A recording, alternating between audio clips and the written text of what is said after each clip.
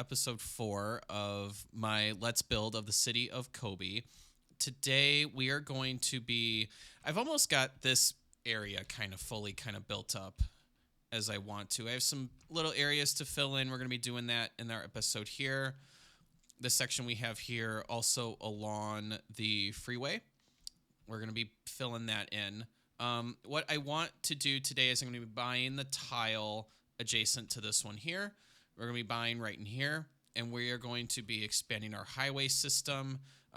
Ideally, might bring the highway into here and stop building until I want to kind of figure out if I want to connect it into the highway here. But irregardless, we're going to be expanding the highway system up to the river at a minimum. And I noticed all this kind of nicer yellow area, which is the farmland, the agricultural area. We're going to be building in here. We're going to be building like a really expansive kind of farming community in here. That's going to be another little section of our city. It'll be a new district of our city. So let's get into it.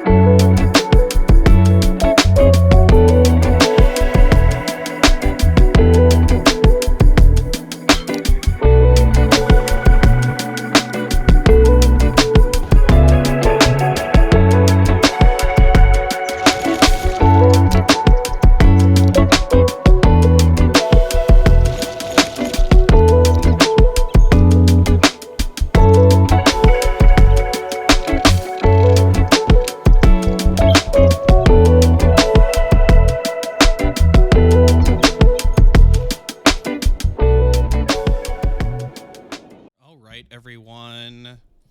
Well, I think I am done building for this episode. Just to kind of walk through everything that I kind of noticed with this episode. So my fires are a thing. There are areas of my city that are burning down. What I did do was I built another, and this was desperately needed. It's a temporary spot, but I put in another fire department to put out fires. I do have disasters on.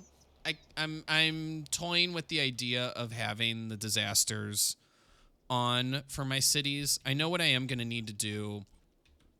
I'll need to take a look at this. I think there is like an actual, I want to say, building in the emergency disaster area. I got to kind of take a look. Like these recovery kind of buildings. There's something I need to do here because I do kind of want to play with the disasters a little bit and just kind of see how they work. The problem is, like, I don't think I had enough fire department, but then also too, these buildings burned down.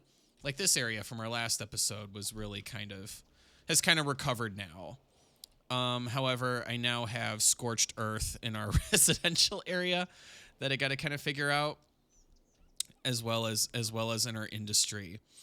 So I am going to toy around with that and learn and figure that out.